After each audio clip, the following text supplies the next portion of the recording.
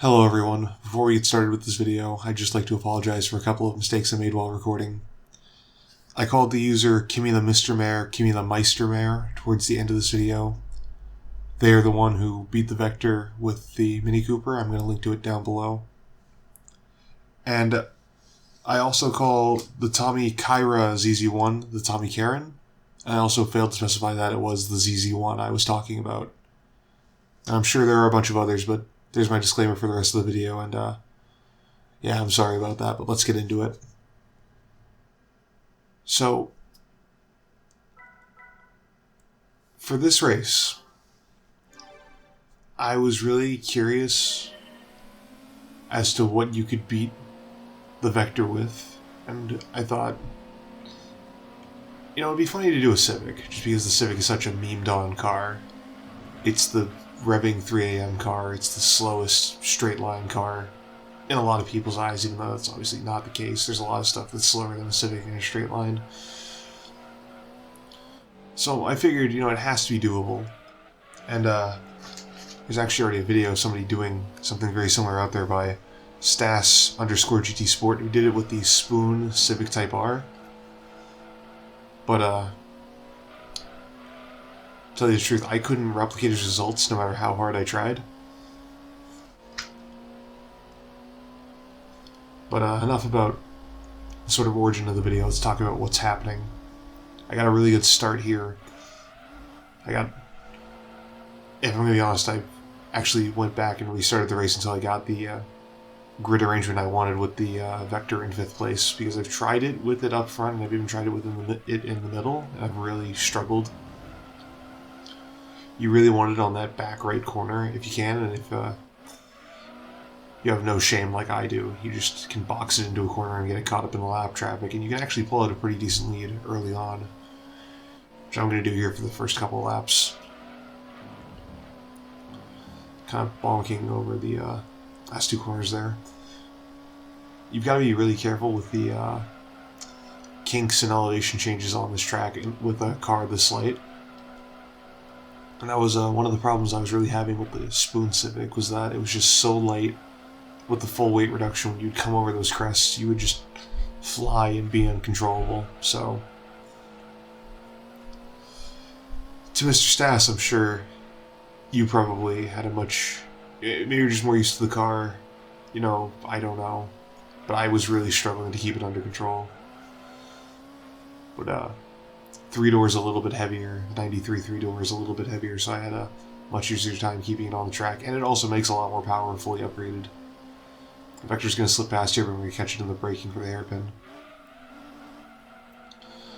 To tell you the truth, there's going to be a lot of good battles in the early part of this race, and a couple more later, but really what this race comes down to is how you use the tires and when you change them.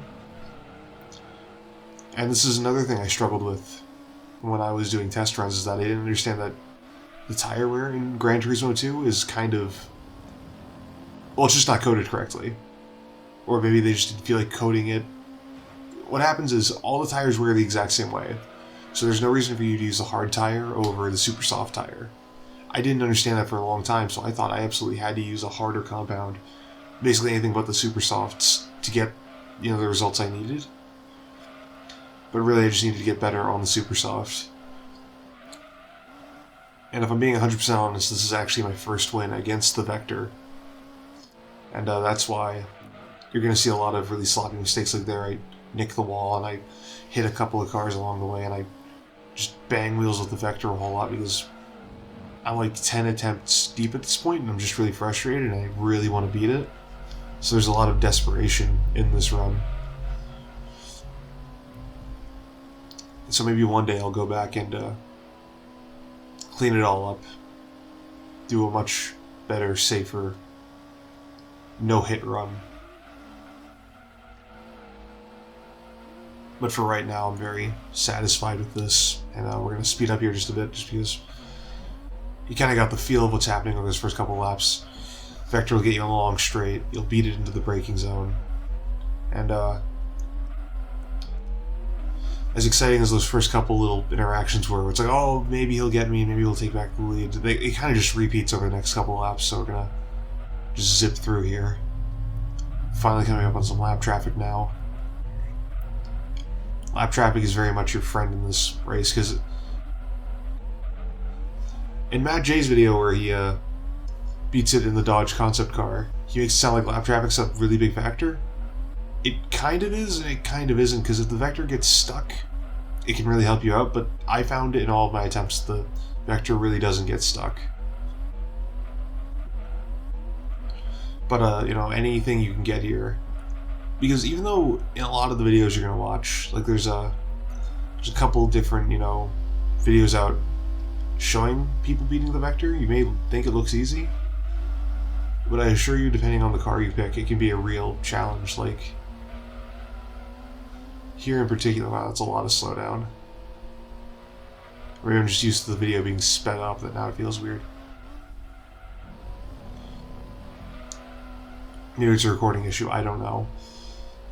But anyway, I'm going to get the Vector back. No, I'm not. Yeah, no, this is where I start to waffle a bit. So at this point, you could really let the Vector get away. You've done, if you've been able to keep it off for about 8 laps, you've done more than you need to do.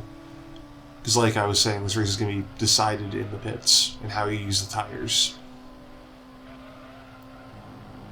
So you really don't need to fight with it as much as I have been.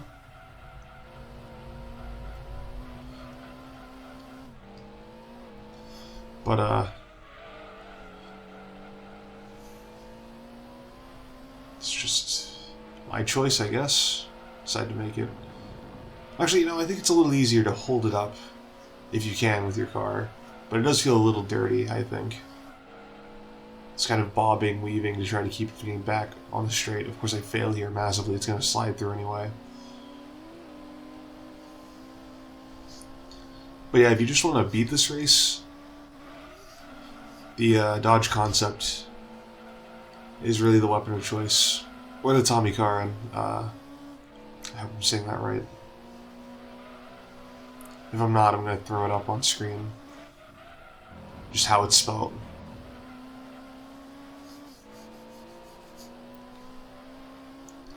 Trying my best to get it back. I think it's going to slide under me here. Oh, big slide. Yep, there it goes. The Vector itself has just the most ridiculous straight line speed.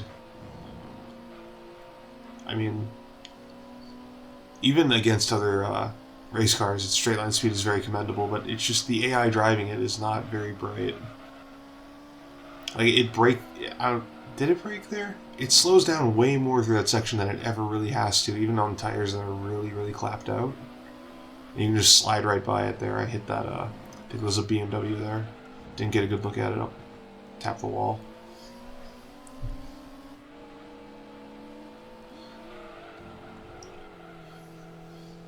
You can see now the Vector is really starting to fight back as my tires start to wear down. Very big difference here between doing this with a front-wheel drive car versus a rear-wheel drive car. On a rear-wheel drive car, I think you get much more even tire wear, whereas in a front-wheel drive car, obviously, just the front tires go way before the rears. So as the race goes on, your understeer is going to get worse and worse and worse, not just because you don't have as much grip on the front, but because you have way more grip on the rear. So you can't get the car to rotate as much as you really like, no matter how hard you try to really swing the back end.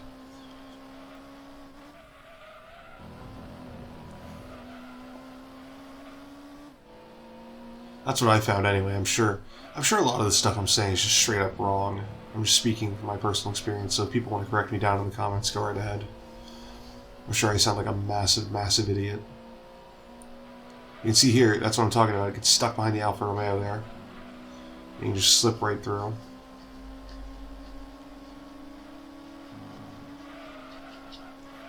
I hope that was the Alfa Romeo anyway. It's so hard to tell sometimes with the AI cars what they are when you're passing by them. Especially if they're only there for about a second. But yeah, we're going to speed up here again as the action kind of slows down.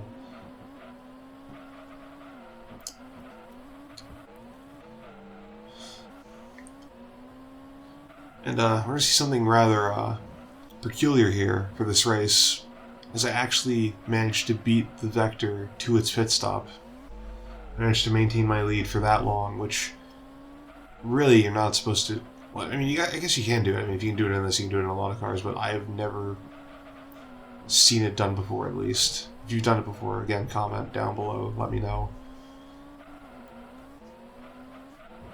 But here we come up on lap 14. I'm still ahead. And we're going to look down there on the bottom left.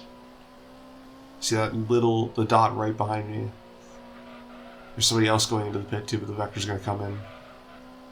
And you can see we just expand our lead exponentially here as we head into the really fast left-right. You really want to take that section flat out if you can, but the sheer force that chicane puts on the car, combined with the fact that you go over that blind crest and you can get some air, really makes it hard to do sometimes. I was trying this for a long time with absolutely no downforce over the rear to try to get the car to rotate more, and when you come over those crests, the back end would just pop up and you would be in a world of trouble.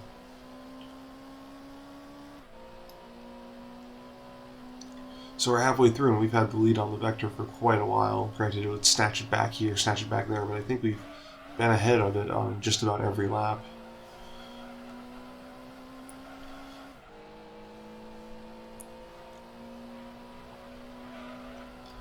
Coming up on another lap car here. Lap times are getting... Oh, actually, that's not a bad lap at all. If you're hitting about 103 through there, you're doing pretty okay. On average, you want to be hitting about a 125 on each lap. If you're hitting 124s on each lap, you're in really good shape. I'm going to dive here into the pits. Halfway mark, finally get a set of tires. This is the set of tires we're going to take to the very end of the race, whereas the Vector's going to have to pit one more time.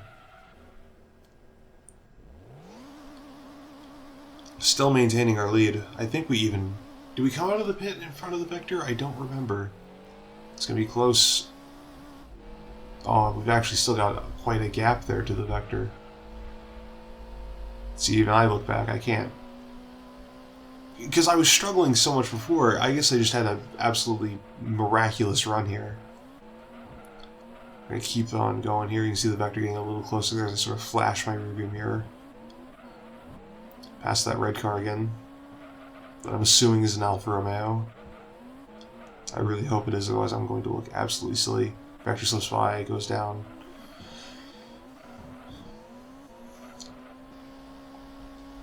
Come through on a 124.362, so a new personal best lap, and I'm gonna completely waffle here. Almost blow the whole race. Managed to pull myself back onto the track.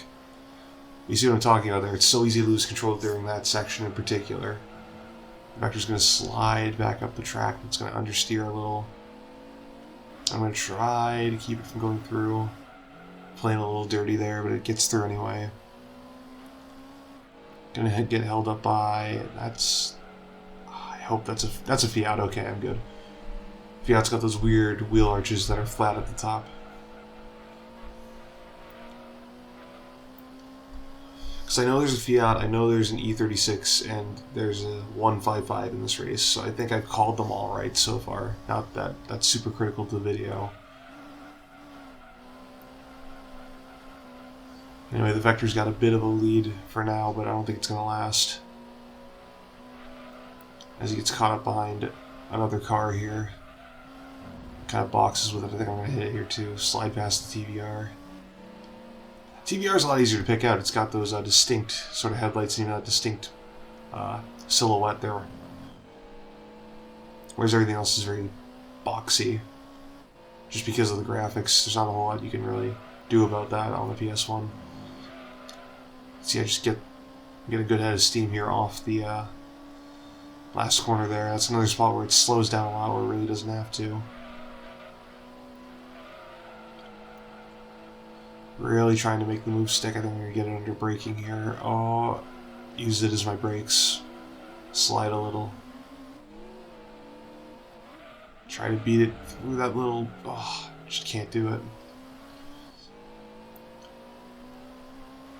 Yeah, you're, like...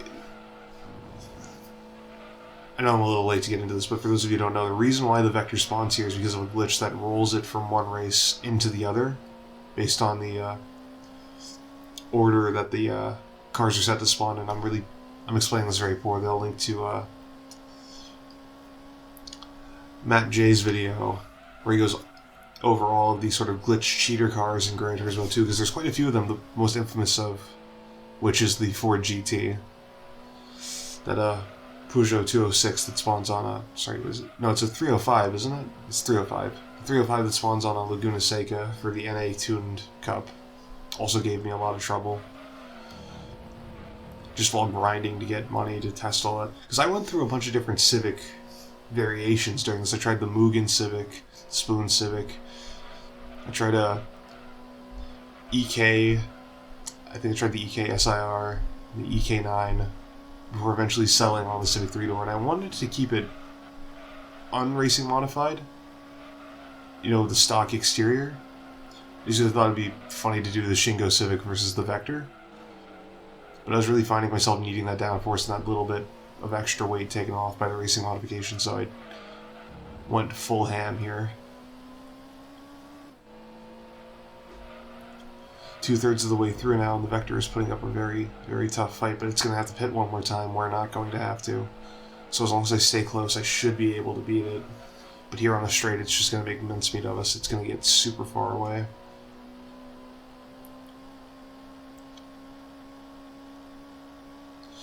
As long as you're within about 10 seconds of it, though, you're in okay shape. I know 10 seconds sounds like a lot, but you have to remember it's going to be in the pit for, I think, like 15-20 seconds. Didn't actually stop to time it out. This also isn't really supposed to be a comprehensive guide. It's just me talking about my experience with this, which is a very long, painful one. I remember the attempt right before this, I lost to it by 0.2 of a second, which, when you've been driving for 40 minutes, is just the most crushing thing you could ever possibly experience. You know, you have it and then it just squeaks past, just squeaks by at the last corner, getting really up on the binders there. Oof. Just full bicycle there. Luckily, I don't think you can flip your car in these early GT games. You either flip over or you levitate. We're going to get a good look at this red car here. I want to really, really get a good look at it here. See the Vector just being a jerk. Yeah, it's not for me. I'm right. I'm okay. Honestly, I've been more worried about that than the race so far. I'm sorry. But yeah, we've been able to maintain touching distance for quite a while now. Lost about another half second over the course of that lap, and yeah, we're going to speed up here just because the Vector is in a position where we can't do a whole lot. It's just going to keep picking up time on that straightaway until its tires finally go out, which is coming up soon, but yeah, it's right around here. You see our tires are also starting to get a little yellowish. A little bit of a drift there down into this tight corner, and we finally actually head off the Vector, which I've tried a couple of times in this race to no avail, but that time I got it.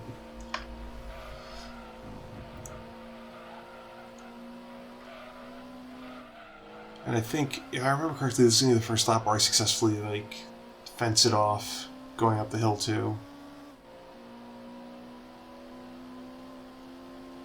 Yep, there it is. Still going to slide by, though, as I slam into it.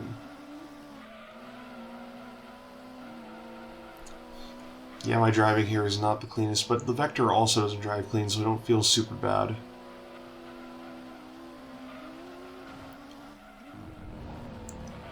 At a certain point, if they're playing dirty, I'm going to play dirty too. I just kind of...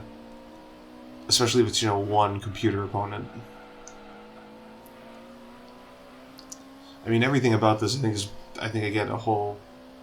I think you could make a whole list of exceptions too, because the Vector has so many advantages. It's so much faster, it's so light. It's such ridiculously overpowered for what's supposed to be a race with economy cars.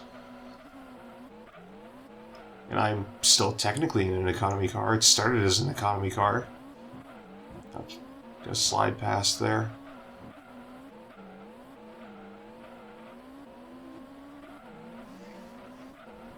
Alright, 26 out of 30 laps, and oh, this is where I just completely bottle it.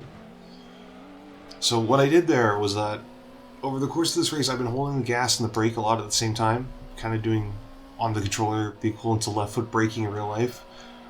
But there I fumble up the buttons and I hold the brake instead of the gas because I'm just so completely... I'm this weird combination of in the zone and exhausted at the same time. So I'm holding square thinking I'm holding X, and I just completely hand the lead back over, but I think I get it right back here. Because the Vector is just hurting at this point. I say as it goes right past me again. Over-revving the motor, that would have exploded if it was real life.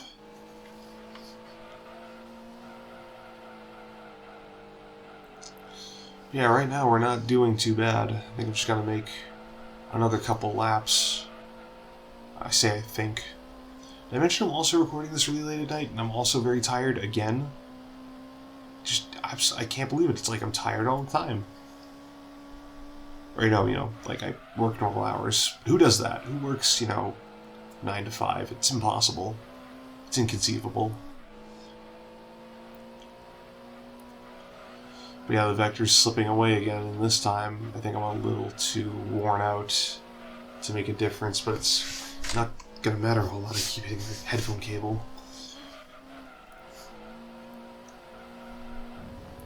As long as I just keep it clean and I have another clean lap, basically, I'm gonna be able to pull out a massive lead. Especially if I can keep it in my sight. If I can keep it in my sight, I know I'm good.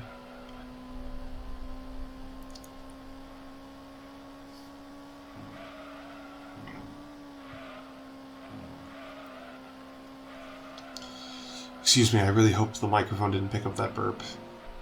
Because if it did, I'm not cutting it out. I don't care enough.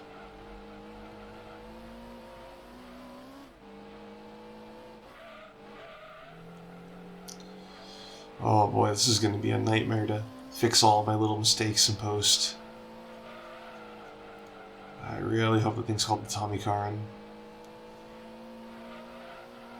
oh boy.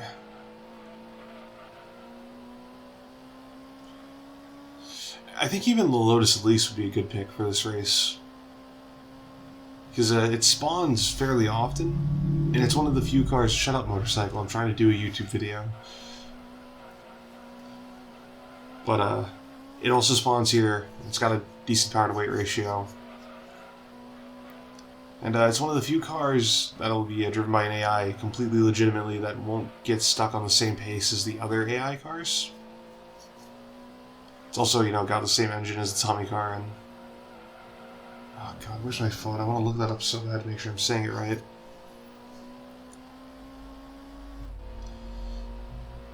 But really, the pool to do this, the pool of cars to do this with is actually pretty large.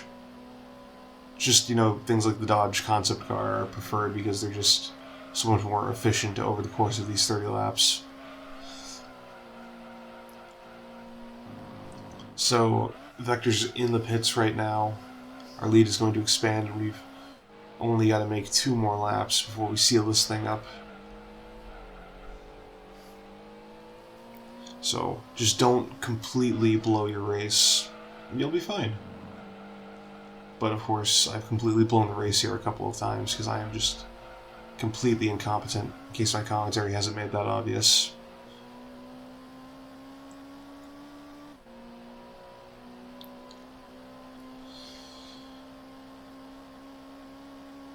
Down to the hairpin, 3rd gear again, overriding the motor again.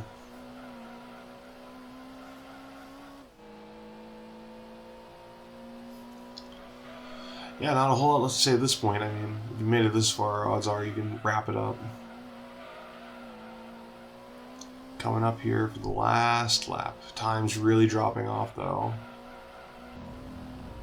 Looking at our last lap time, 27 seconds is not very good. Like, the Vector is closing rapidly, but you can't let that stress you out, because, again, assuming you don't completely whiff it, there's not a whole lot I can do to catch you. 26 is okay. Keeping it down on the road over that crest there, braking a little. Coming down to 3rd gear.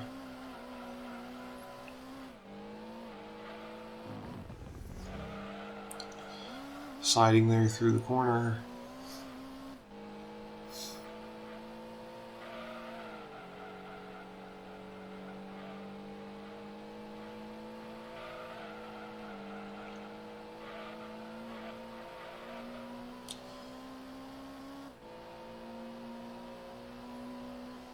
see the Vector is still coming through that winding set of corners.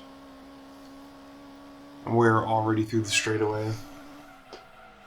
That was really going to be its only chance to overtake, and it didn't even get it.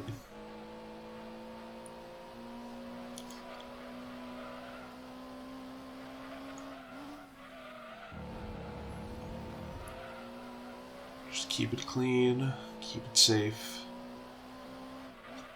Now into third gear through here, understeer's really building up now as the tires are just gone.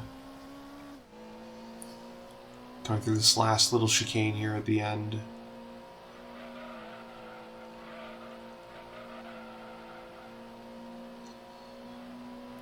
And there it is.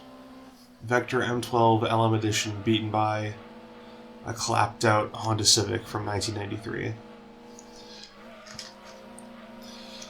I would like to give special thanks to Kusan2, who beat this with an RX-7 FB, Stas GT Sport, again, who beat it with the Spoon Civic, and Kimi the Meister Mare, I hope I'm saying that right, who beat it with a Mini Cooper and was probably the funniest way possible, which was they spun it on its way into the pit entry, and it just couldn't figure out what to do after that, so it was just stuck there for the whole race. But all three of them served as great inspirations for this race. I wanted to do it, but I didn't want to do it with the same cars everybody else had done it with before. And just thought the Honda Civic would be a fun choice. I'm going to throw some specs up here on the screen for those of you who want to try this challenge yourself with this car. And all the settings, of course. And yeah, I hope you all enjoyed. And see you guys later. Next time I'll try racing this against the Ford GT. See if I can do that. Bye-bye.